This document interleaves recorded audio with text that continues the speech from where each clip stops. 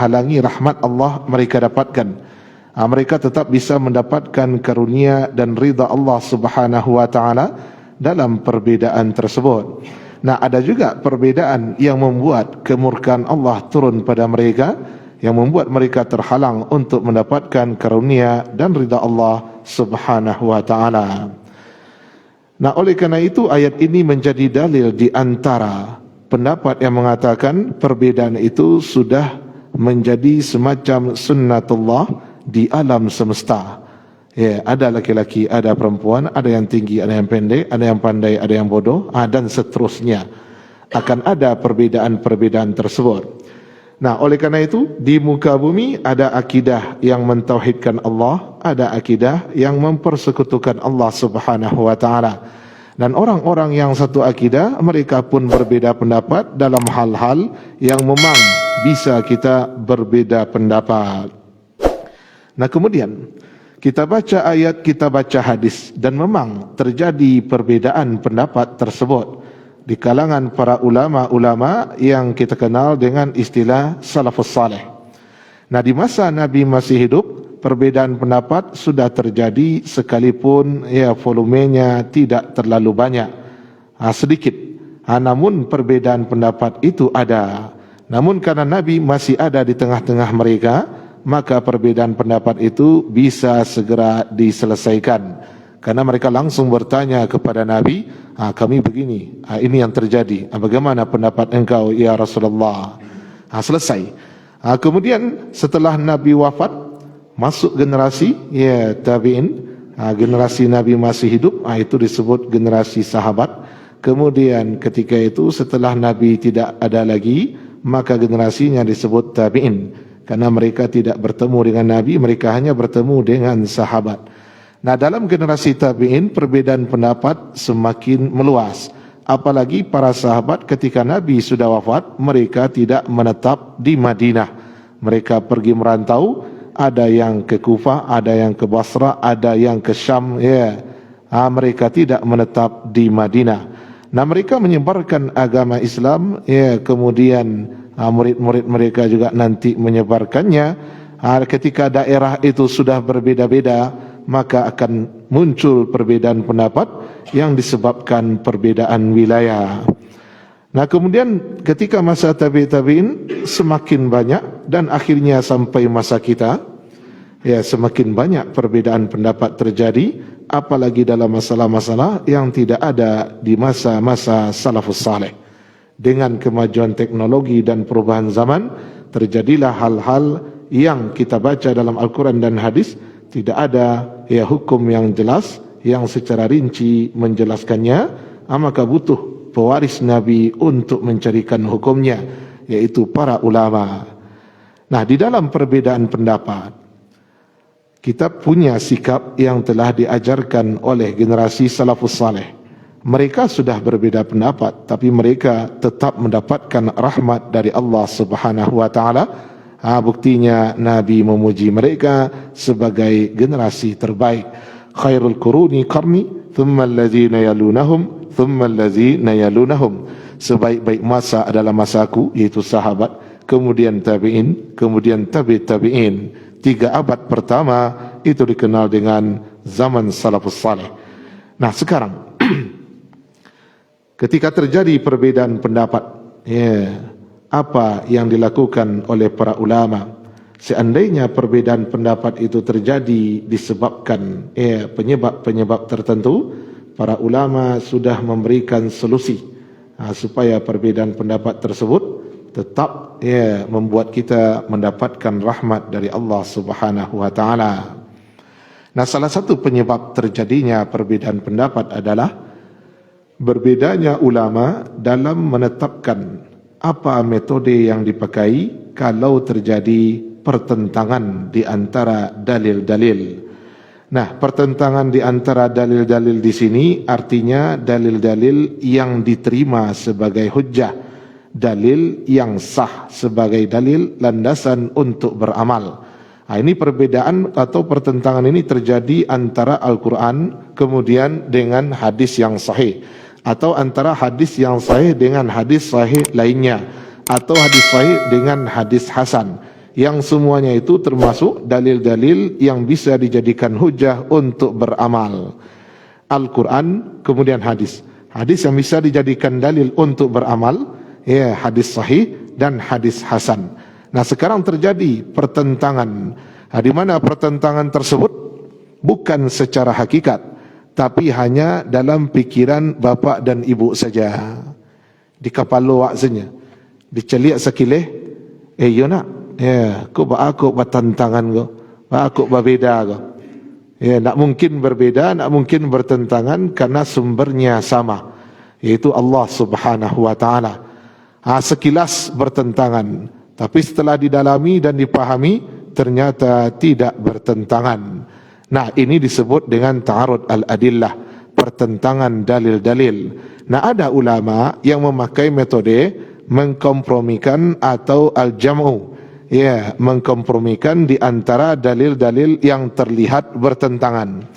Nah, kemudian ada juga metode yang dipakai dengan metode mentarjih. Mentarjih ini artinya menguatkan salah satu dari dalil yang terlihat bertentangan. Dia perkuat atau dia unggulkan salah satu dalil dari dalil-dalil yang terlihat sekilas atau dalam pikirannya itu bertentangan. Nah, kemudian metode yang ketiga artinya tawakuf, bersikap pasif, tidak bisa memutuskan atau belum bisa menyimpulkan sampai datang dalil yang bisa dipakai sebagai pemutus. Misalnya ada pendapat pertama, ada pendapat kedua berdasarkan hadis yang sahih tetapi isinya bertentangan. Mereka pasif, mereka tidak mau menyimpulkan hukum dari dua dalil tersebut sampai datang dalil ketiga yang mengatakan yang benar adalah yang pertama atau yang kuat adalah yang kedua. Kalau belum ada dalil yang memutuskan seperti itu, mereka tidak akan memakai hukumnya. Itu tiga metode yang dipakai oleh para ulama ketika terjadi pertentangan dalil-dalil. Nah, pertentangan dalil-dalil ini bukan secara hakiki, tapi dalam pemahaman kita saja. Karena kita menolak, tidak mungkin sumbernya sama, isinya bertentangan. Tidak mungkin pula kita bilang Nabi pelin-pelan. Kemarin dibilang haram, sekarang Nabi sebut halal. Nabi larang, tapi Nabi sendiri mengerjakan. Mustahil kita menuduh beliau tidak konsisten, karena apa yang beliau sampaikan semuanya semata-mata wahyu dari Allah Subhanahu wa taala. Nah, sekarang kaidah yang ingin kita sampaikan pada kesempatan kali ini, kalau sebelumnya al-umuru bimaqasidiha, urusan itu sesuai dengan maksudnya, sekarang ada kaidah yang disampaikan oleh para ulama terkait pertentangan dalil, yaitu kaidah yang mengatakan al-jamu iza amkan aula atau wajibun. Mengkompromikan dalil-dalil yang bertentangan itu hukumnya wajib kalau Imam Asy-Syaukani dalam kitab Nailul Autar. Kalau yang lain memakai bahasa aula, lebih diprioritaskan. Kalau mentarjih itu bisa, menjamak juga bisa, maka prioritaskan menjamak. Gabungkan, kompromikan dalil-dalil yang terlihat bertentangan, karena dengan mengkompromikannya berarti kita mengamalkan kedua dalil tersebut. Kita melestarikan hadis Nabi kalau dia dua hadis sahih yang terlihat bertentangan. Kalau kita mentarjih berarti salah satunya tidak kita amalkan, yang satunya saja yang kita amalkan. Sementara yang tidak kita amalkan juga sah sebagai dalil dan hujjah untuk beramal. Makanya bisa kita katakan mayoritas sebagian besar ulama memakai kaidah menggabungkan dalil-dalil yang terlihat bertentangan kalau memungkinkan hukumnya wajib, kata Imam Asy-Syaukani, dan yang sependapat dengan beliau aula, kata yang lain, diprioritaskan. Nah, sekarang contohnya dalam surat An-Nisa, surat yang keempat, ayat 48, 116, sama itu. Ayat 48 bunyinya seperti itu, ayat 116 juga seperti itu. Dalam ayat 48 Allah Subhanahu wa taala telah berfirman, A'udzu billahi minasyaitonir rajim. Bismillahirrahmanirrahim.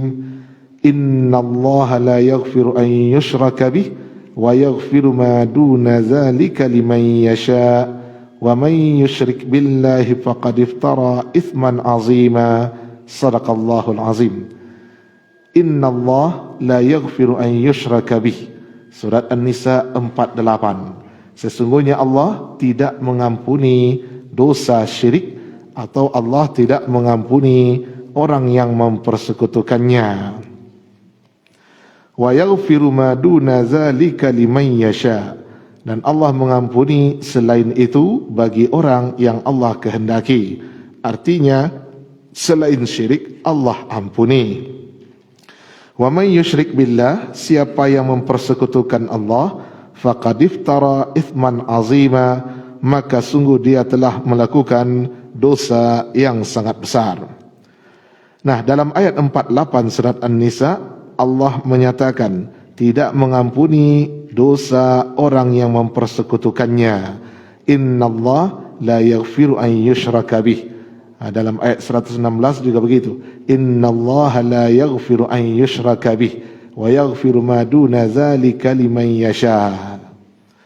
Nah, dari sini kalau kita mendapatkan ayat ini saja, maka wajar kalau ada kesimpulan dosa syirik tidak Allah ampuni, dosa selain syirik Allah mengampuninya bagi orang yang Allah kehendaki.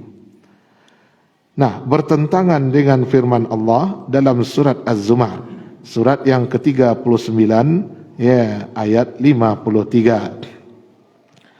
Surat Az-Zumar, surat 39, ayat ke-53. Allah Subhanahu wa taala berfirman, "Qul ya ibadiyallazina asrafu ala anfusihim la taqnatu min rahmatillah innallaha yaghfirudz dzunuba jami'a."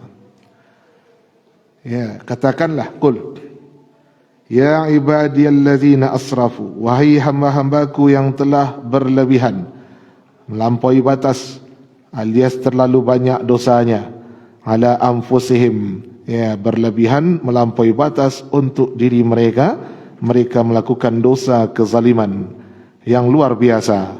La taqnatu min rahmatillah. La taqnatu, jangan kamu putus asa dari rahmat Allah. Innallaha yaghfirudz dzunuba jami'a. Sesungguhnya Allah mengampuni dosa-dosa semuanya. Innahu huwal ghafurur rahim. Sesungguhnya Allah Maha Pengampun lagi Maha Penyayang. Nah, di dalam ayat ini kita diperintah untuk tidak boleh berputus asa dari rahmat Allah. Rahmat Allah di sini tafsirnya adalah ampunan. Nah, orang-orang yang terlalu banyak dosanya, orang-orang yang menyangka dosanya sudah sangat besar sehingga merasa laika mungkin diampuni, nampaknya indah, mudah itu perasaannya. Diingatkan, jangan putus asa dari rahmat Allah, jangan simpulkan Allah tidak mengampuni dosa kita, tidak boleh. Orang yang berkata begitu berarti dia berlebihan kepada Allah. Bakal lebihan takwiknya tu. Kita wajib takwik ke Allah, tapi kalau bakal lebihan indak boleh. Salah satu bentuk berlebihan takut kepada Allah adalah mengatakan dosa kita tidak diampuni oleh Allah. Dia buat takwik, nampak nak diampuni dia ke? Ya, tetap buat diazab ke dan lain sebagainya. Di sini diingatkan, la taqnatu min rahmatillah, jangan putus asa dari ampunan Allah. Kenapa? Karena Allah mengampuni dosa-dosa semuanya. Jami'ah. Jami'ah ini umum. Umum itu mencakup semua yang bisa dicakupnya. Di sini mau dosa kecil, mau dosa besar, mau syirik, non syirik, terserah. Yang jelas dia dosa. Allah ampuni semuanya. Makanya haram kita putus asa dari rahmat Allah Subhanahu wa taala. Nah, dalam surat An-Nisa Allah tidak mengampuni dosa syirik. Allah mengampuni dosa selain syirik bagi orang yang Allah kehendaki. Dalam surat Az-Zumar, Allah mengampuni dosa-dosa semuanya. Nah, mungkin ada yang salah paham nanti kalau membaca satu-satu saja. Yang dia dapat surat Az-Zumar ayat 53. Maka dia katakan Allah ampuni semua dosa. Kemudian dalam surat An-Nisa Allah tidak ampuni dosa syirik, dia tidak dapat surat Az-Zumar. Jadi wajar di televisi pernah seorang ustazah membuat kesimpulan, Ya, karena itu cukup mengagetkan kalau kita syirik, dosa-dosa kita tidak diampuni. Beliau bacalah surat An-Nisa ayat 48. Nah, Bapak Ibu pernah syirik atau tidak? Itulah tuh, tidak ada harapan lah itu. Mana ada harapan itu ayatnya itu. Allah nak mengampuni dosa syirik. Jadi kalau tidak ada harapan lah ya, tangguang basah, mandi sekaliannya. Nanti bitulai. Anda, dia harus dikaitkan dengan surat yang lain seperti surat Az-Zumar. Karena kalau bicara masalah pengampunan dosa, tidak bisa kita ambil ayat yang tidak mengampuni saja, sementara ayat yang lain mengatakan diampuni. Tidak mungkin pula kita katakan bagaimana ni Al-Quran tidak konsisten. Tidak bisa. Nah, oleh karena itu metode pertama yang dipakai oleh ulama dalam masalah seperti ini adalah menggabung. Ya, tidak mungkin kita campakkan satu ayat, ya kita pakai ayat yang lain, tidak mungkin. Makanya Imam Syaukani tegas-tegas, wajib. Kalau bisa dikompromikan, wajib. Kalau tidak bisa dikompromikan, berarti ada nasakh di sana. Kita sudah belajar tentang nasakh, yaitu menghapus hukum syariat dengan syariat yang datang belakangan. Nah, di sini tidak diketahui mana yang datang duluan, mana yang datang belakangan.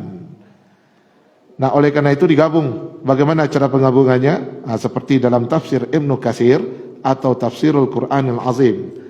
Imam Ibnu Katsir mengatakan surat An-Nisa berbicara tentang orang yang melakukan perbuatan syirik namun dia tidak bertaubat sebelum mati. Nah, sedangkan surat Az-Zumar berbicara tentang orang yang melakukan perbuatan dosa termasuk syirik, namun dia bertaubat sebelum mati. Jadi ayat yang dua ini bicara dalam dua kasus berbeda.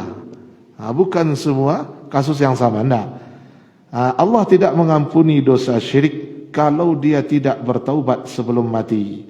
Allah mengampuni dosa semuanya kalau dia bertaubat sebelum nyawa ditenggorokan. Lalu bagaimana maksud dengan firman Allah selanjutnya dalam surat An-Nisa? Allah mengampuni dosa selain syirik bagi orang yang Allah kehendaki. Jika dosa selain syirik sebelum mati dia tidak bertaubat, ada kemungkinan diampuni. Makanya di ayat itu Allah katakan liman yasha, bagi orang yang Allah kehendaki. Allah berkehendak dia diazab, maka dia diazab. Allah berkehendak dia diampuni, maka dia diampuni. Berdasarkan hadis Imam Muslim, seorang sahabat bunuh diri lalu datang dalam mimpi saudaranya, lalu saudaranya bertanya, ada apa? Apa yang Rabbmu lakukan kepadamu? Ma fa'ala bika rabbuka? Apa yang Allah lakukan kepadamu? Ghafarani, Allah ampuni saya. Padahal dia bunuh diri. Orang terjun dari lantai 21, pas di lantai 10, saya bertaubat, astagfirullah. Hati di bawah dia mati. Tidak bisa begitu. Artinya dia tidak taubat sebelum mati, dia bunuh diri. Tapi dalam mimpi temannya itu dia diampuni oleh Allah. Karena Nabi masih hidup. Itu masalahnya. Kalau awak kasih awak kebatanya tu, kalau dapat mimpi model tu, tentu tidak bisa awak mengaturkan serupun dan dikatakan dek sahabat ke Nabi. Ambo bermimpi bersobok si fulan yang bunuh diri, yang memotong urat nadinya sehingga darah keluar, dia biarkan terus akhirnya meninggal. Lalu apa kata Rasulullah sallallahu alaihi wasallam? Ya Allahumma waliyadaihi faghfir. Ya Allah, kembalikan tangannya seperti semula. Kenapa Nabi berdoa begitu? Karena saudaranya yang bunuh diri ini datang dengan penampilan yang sangat luar biasa. Bukan seperti penampilan orang yang disiksa, enggak. Orang yang dapat karunia dari Allah. Pakaiannya bagus dan indah. Wajahnya sinarnya atau terang, kemudian ceria, gembira. Maka ketika itu tangan yang dia rusak untuk bunuh diri dibungkus oleh sesuatu, tertutup. Sehingga dia bertanya, Allah mengampunimu? Iya. Ada apa dengan tanganmu? Allah tidak kembalikan apa yang sudah saya rusak. Jadi tangan yang dirusak untuk bunuh diri itu tak Allah kembalikan seperti semula. Lalu Nabi berdoa mengatakan, ya Allah, kembalikan tangannya seperti semula. Nah, hadis Imam Muslim ini, kata Imam An-Nawawi, menjadi dalil dosa selain syirik ada kemungkinan Allah ampuni. Sekalipun dia tidak bertaubat sebelum mati. Namun ada kemungkinan pula untuk tidak diampuni. Jadi tidak bisa kesimpulannya asajan syirik, ampailah anda. Bakok baju dipak, kan tak syirik dah. Hanya kalau tak syirik, ada kemungkinan diampuni. Lupanya kemungkinan tu. Habis kau dah kira azab tarikh, kau mengawal leh. Nah, itulah kasih sayang Allah dan rahmat Allah untuk umat Muhammad sallallahu alaihi wasallam. Kalau wak baca secara keseluruhan bisa wak kecian. Nak masuk akal kalau orang Islam tu masuk neraka dan nak masuk akal dia. Kenapa? Allah buka pintu untuk membuat wak masuk surga sahaja. Yang membuat wak bisa keluar dari api neraka, bahkan tak bertaubat selain dari dosa syirik, masih Allah buka kemungkinan untuk diampuni. Itu dalam tafsir Ibnu Katsir supaya dua ayat ini tidak bertentangan. Dan kesimpulan untuk menggabungkan itu tidak menentang dalil sahih lainnya. Itu syaratnya. Wak boleh menggabung, tapi penggabungannya jangan sampai bertentangan pula jo dalil lain. Ada boleh ada. Ada penggabungan seperti ini tidak menentang dalil lain. Jadi liman yasha fi masyiatillah. Siapa itu yang dalam kehendak Allah? Orang-orang yang berdosa selain syirik, namun dia tidak bertaubat sebelum mati. Apa doa lah hutang dakwa bayi itu, diampuni selanya. Tapi kalau ini memang banyak nak bayi, diazabnya. Tapi bisa jadi, kalau Allah sayang kayaknya, memang itu dosa dari kerajaannya, masih banyak amal salehnya yang lain. Itu cara Allah menunjukkan kasih sayangnya, menyempurnakan rahmatnya untuk umat Muhammad sallallahu alaihi wasallam. Jadi surat An-Nisa bicara tentang orang yang tidak bertaubat sebelum mati, dosa syirik tidak ada cerita diampuni.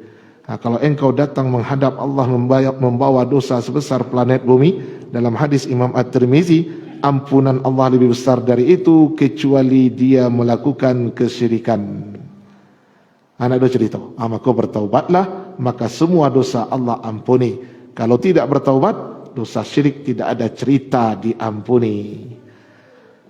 Kemudian dalam surat Al-Baqarah, Az-Zumar saja, masih Az-Zumar, supaya tidak. Surat Az-Zumar, ayat berapa ya? Surat An-Najm, bukan Az-Zumar, An-Najm, surat yang ke-53. Az-Zumar juga ada, tapi lupa ayatnya. Ayat 38.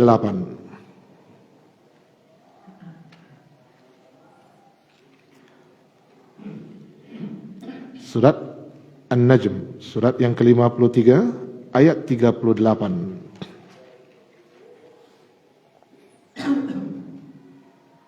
Tadi ayat dengan ayat terlihat bertentangan, tapi dijadikan jalan keluarnya, benang merahnya, yaitu bertaubat dan tidak bertaubat. Nah, sekarang dalam surah An-Najm ayat 38, alla taziru waziratun wizra ukhra. Bahwasanya tidaklah seseorang yang berdosa itu memikul dosa orang lain. Nah, awak nakkan memikul dosa orang lain dan awak pikul dosa awak surang. Di awak memikul dosa awak surang, maka awak nakkan diazab dek dosa orang lain, awak diazab dek dosa awak surang. Itu maknanya. Orang yang berdosa, yang dia pikul dari dosa itu adalah dosa dirinya, bukan dosa yang dilakukan orang lain. Nah, oleh karena itu ketika dia diazab sebab berbuat dosa, maka azab itu disebabkan dosanya sendiri, bukan disebabkan dosa orang lain. Itu orang yang berdosa tidak memikul dosa orang lain. Karena itu dia diazab karena dosanya sendiri, bukan diazab karena dosa orang lain. Begitu juga dalam surat At-Tur. Sebelumnya surat yang ke-52 ayat 21.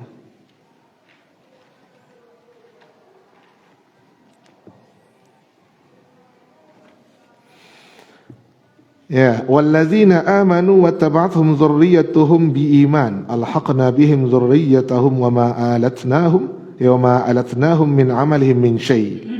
Kullu mri'in bima kasaba rahin. Kalimat terakhir dalam ayat itu, ayat 21, kullu mri'im bima kasaba rahin. Setiap orang terikat dengan apa yang dia usahakan. Ya, setiap orang terikat dengan apa yang dia usahakan, apa yang dia amalkan. Awak taikik jo'anan wak kerajokan, bukan jo'anan ni kerajon orang. Ya. Sehingga kalau elok kerajo, elok dapat dia awak. Kalau buruk kerajo, ayo buruk. Ketika wak buruk tadi diazab kerana keburukan yang wak kerajokan. Itu ni makasui orang taikik jo'anannya kerajokan. Lais sepakat waktu tu nak. Ya. Bagaimana dengan hadis Nabi? Hadis riwayat Imam Al-Bukhari. Ini contoh ayat terlihat bertentangan dengan hadis sahih. Tak mungkin Nabi bersabda dengan hadis yang menentang Al-Quran. Beliau bersabda, innal mayyita la yu'azzab fi qabrihi bi buka'il hayy. Sesungguhnya mayat diazab dalam kuburnya karena diratapi oleh orang yang hidup. Mayat diazab dalam kubur kerana orang hidup meratapinya. Nan membuat masalah sia orang nan hidup, nan kena azab sia orang nan mati. Tapi dikecian dosa awak tu awak pikir seorang, dosa orang lain tak awak pikir ada. Awak diazab karena amalan kita sendiri, bukan karena dosa orang lain. Kau ba'a orang nan hidup nan punya perangai orang mati nan kena azab. Ya. Bertentangan itu atau tidak? Ya. Nah, siapa yang diratapi, maka dia diazab karena diratapi. Itu. Man niha alai yu'azzabu bima niha alai. Ya, dalam Sahih Bukhari banyak hadis bicara tentang meratapi mayat, diazab dalam kubur. Dalam Sahih Muslim juga begitu. Nah, hadisnya bukan dalam Ashabus Sunan, dalam Sunan enggak, tapi dalam kitab yang sahih. Sesudah Al-Quran, Al-Bukhari satu, Muslim satu. Nah, sekarang ayat mengatakan orang yang berdosa tidak memikul dosa orang lain. Nah, artinya kita diazab karena dosa kita sendiri. Nah, sekarang yang meratapi itu orang yang masih hidup, bukan orang mati. Nyalah mati, tapi kok yang kena azab nan mati tadi. Bakon nak orang nan hidup itu nan kena azab. Bakon nak mati nan kena naik. Salahnya. Ya. Makanya dalam kubur manga itu kerajo. Salah pokoknya. Kalau terang ada awak ya.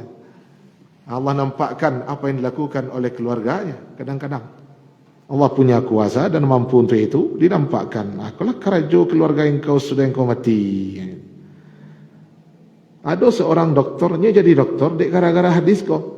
Dalam Sahih Bukhari ada hadis palsu katanya. Ada antara hadis palsu tu hadis orang diazab kerana diratui orang lain.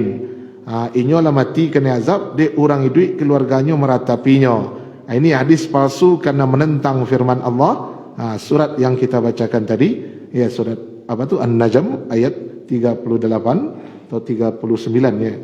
Kemudian At-Tur ayat 21.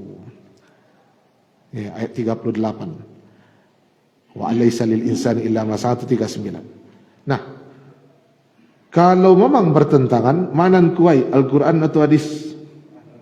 Campan hadis tu. Anda belum, dia bertentangan. Ini kan tak mungkin doh di kapal luar saja. Itu kuncinya, bertentangannya tu di kapal luar saja. Alias waktu itu mungkin tak sampai ilmu wak ke sini.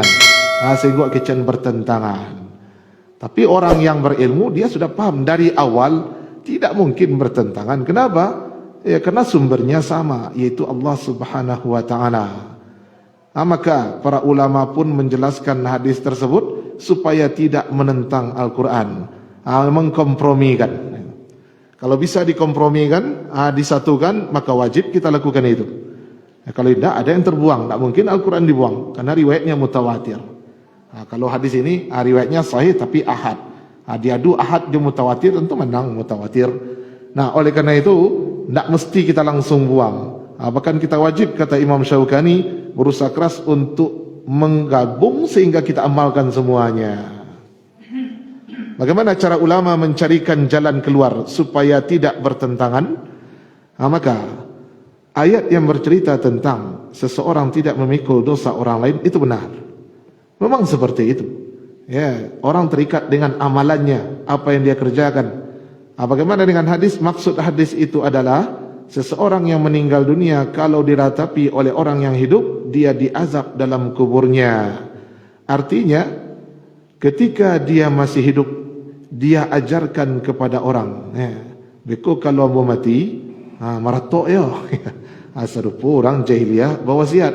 Kalau mau mati, cabiak-cabiak baju, enjoy-enjoy rambut, ambuan tandang kepala, kemudian maratoklah kalian, semakin diratoi, semakin dihormati. Kalau ada orang meninggal, diratapi, itu tanda dicintai. Itu loh di orang jahiliyah. Nah, masalahnya maratok tu disangko dek sebagian banyak orang menangih bakal lebihan. Itu nama maratok. Nah, itu yo tapi tidak itu saja. Kalau dalam hadis meratap itu 3 maknanya. Yang pertama, mengarajon keraju orang jahiliyah ketika ada orang mati. Keraju orang jahiliyah ketika ada orang mati. Itu tadi, ya, main-join rambut, cabiak-cabiak baju, tanpa pipi, baguliang-guliang di atas kuburan. Kalau dia awak, baguliang-guliang di atas batu nisan, atau batu nisan peluk-peluk sambil merawang, atau mengatakan kalimat-kalimat yang ada nada atau unsur tidak rela. Bak ikut nanti jadi. Ya, sebanyak kurang punya laki, bak laki yang bosan mati. Ya, dan lain tidak. Ya, pada waktu rajin beribadah, waktu taat, bakok, model-model tu tak boleh. Ya, serupa, ada lagu tu.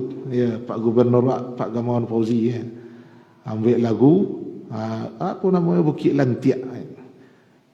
Longsor di Bukit Lantiak, lalu isi lagunya, ya Allah, apa benar salah kami? Aku ikut nanti jadi, benar salah kami. Bantu tak sadar saya, dia kesalahannya. Itu kan tak setuju nama itu. Salah mu. Aku itu nanti jadi. Salahnya mah kamu dia tu. Ke Allah nak bisa awak model tu. Ya. Itu terserah dia Allah lah. Kau anak reagia kau. Namanya dunia sampai awak diuji sampai dia bala.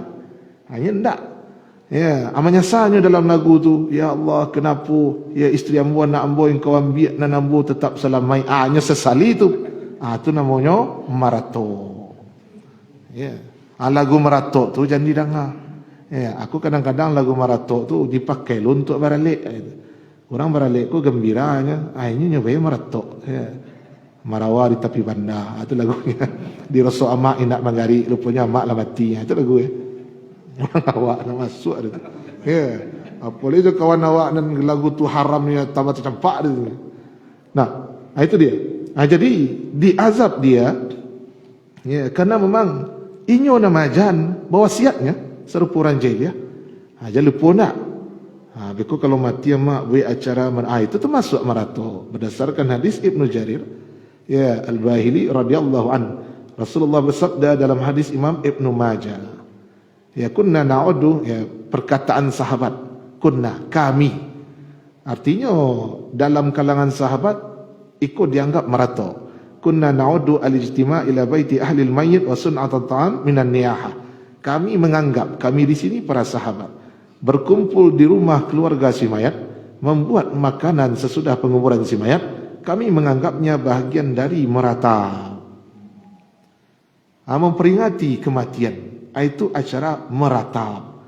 Kalau diratap si jenazah tadi, nyo bisa diazab.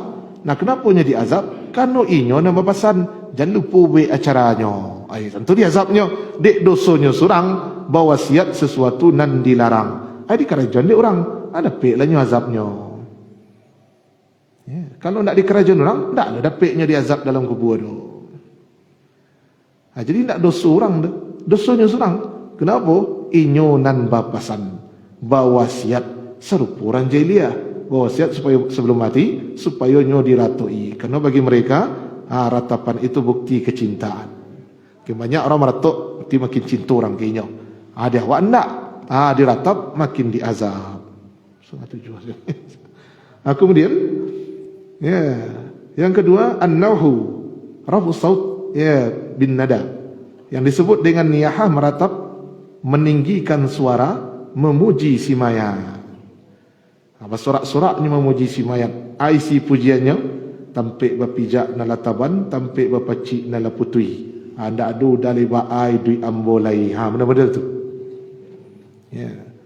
Jadi ndak ada nama gira saki ginyo kan udahnya lama mati. Nah, yang model-model tu. Tapi kalau memuji si fulan konyo dulu duit sering beramal saleh, anda ba ada. Ya. Semoga awak bisa beramal saleh serupa inyo, anda salah ada. Tapi kalau nak disabit-sabit model tadi itu seolah-olah hilang kasih sayang Allah, ya ndak ada pegangan dan lain sebagainya, baam bui duit leko. Model-model tu, itu ndak boleh. Ya, lama meninggal bapak pemimpin awak, ya. Tak ada pemimpinan saya eloknya lai. Abai duit awak sebagai rakyat meko keceknya. Bantu anda ada sana elok lai. Serupa misalnya padusi kematian suami. Ya, ndak ada nan elok na dari nan pai. Ndak ada dan kadin cari ganti. Dia sumpah ndak kado ganti. Kecek Nabi ndak itu baca rot. Baca ya Allah gilah ganti na lebih ranca. Itu baca. Ya, dalam salat jenazah kan itu doanya. Wabdilhu daran khairan min dari wa ahlan khairan min zawjihi. Gantilah pasangan zawjih itu pasangan yang lebih baik dari yang meninggal. Nak ada lebih baik dari Abu Salamah ada. Rupanya ada sia tu Nabi sendiri. Nabi nikahi Ummu Salamah. Tu mah konyota saja tu. Nak ada kali ganti, nak ada ganti. Tapi pas dia baca solat jenazah ni bacanya. Agi ganti apa? Ayat dia Allah sayang dia ganti. Tapi tidak ada ganti bu. Itu kan kepetang. Kalau kini, ya Allah, awak nak tahu, Allah Maha tahu. Tapi kadang-kadang sok tahu lah, nak ada nan lebih elok. Itu sok tahu namun. Nah, itu yang kedua, yang ketiga, buat acara tu. Itu tiga makna bisa disebut dalam sunnah Nabi. Jadi, kalau seandainya awak namajakan, awak nan mawasiat, ayolah. Kan dosa awak seorang tu. Tapi kalau nak doa majan, nak doa wasiat, tetap diazab nak? Tetap diazab. Tapi azabnya bukan azab bermakna hakiki. Azabnya bermakna bahasa, yaitu kesulitan. Orang kalau diratapi, padahal lah wasiat, jangan meratok kalian. Jangan buat lah cara lain. Sedekahan salah. Misalnya model tu. Tapi tetap ahli warisnya memada, anak tua kamu, di kerajuan jo. Maka si mayit dalam kubur diazab dalam makna bahasa, yaitu kesulitan sesuai dengan hadis Nabi dalam Sahih Bukhari, inna safara qit'atun minal azab, sesungguhnya safar sebahagian dari azab. Azab artinya kesulitan. Tapi kalau inyo nama ajan, inyo nama wasiat, inyo nama contohan, matinya di kerajuan di orang, ana diajanyo, ana dicontohannya sama suidui, itu memang diazabnya, di dosonya surang. Tapi kalau tidak ada model tu, dia tetap diazab jo, tapi dalam artian bahasa. Ya, hanya tetap merasa gelisah. Bako itu nanti kerajaan. Serupa wak gelisah mendengar suara anak ketek menangis. Menggorong-gorong anak ketek tadi, tersiksa batin awak. Apakah awak tersiksa di awak berdosa? Tidak. Memangnya ada nan bahagia mendengar anak ketek menangis. Ini lasuhnya leh. Terilah ya. Hilang stres kamu kalau anak ketek menangis. Justru tambah stres awak ini. Ya, itu perumpamaan ilustrasi yang diberikan oleh Ibnu Hajar Asqalani dalam kitab Fathul Bari, syarah dari Sahih Al-Bukhari. Seperti ya, awak gelisah dalam masjid. Ya, padahal anda berdosa. Pi bawa kau gelisah dalam masjid. You harilah sangat sujuh, ustaz lunjuk selesai mengaji dia. Alhamdulillah, itulah tu dalam kubur dia. Orang nan diratuk itu. Bertentangannya itu enggak. Cuma kalau awak universitas agamu, perguruan tinggi agamu, masa magi S3 doktor gala dia bisa membuat menemukan hadis palsu dalam Sahih Bukhari. Ada 60 hadis palsu ditemukannya. Dan salah satunya hadis tentang azab kerana diratoi. Padahal enggak dia menentang Al-Quran, seperti yang sudah dijelaskan para ulama. Ya, tetap orang itu diazab karena dosanya. Ya, kenapa orang meratap dia? Ya, dia nama jan, ya. Ini nama pesan. Apa kau diazabnya? Ketika di kerajaan orang. Kemudian kalau tidak ada papasan, tidak ada maja kan? Itu tadi tetap diazab, tapi bukan dalam makna bahasa. Tapi bukan dalam makna hakiki, tapi dalam makna bahasa. Akhirnya hilang pertentangan antara ayat dengan hadis sahih. Nah, itu contoh ayat dengan ayat, kemudian ayat dengan hadis sahih. Hadis dengan hadis itu paling banyak. Makanya Imam Syafi'i membuat kitab khusus.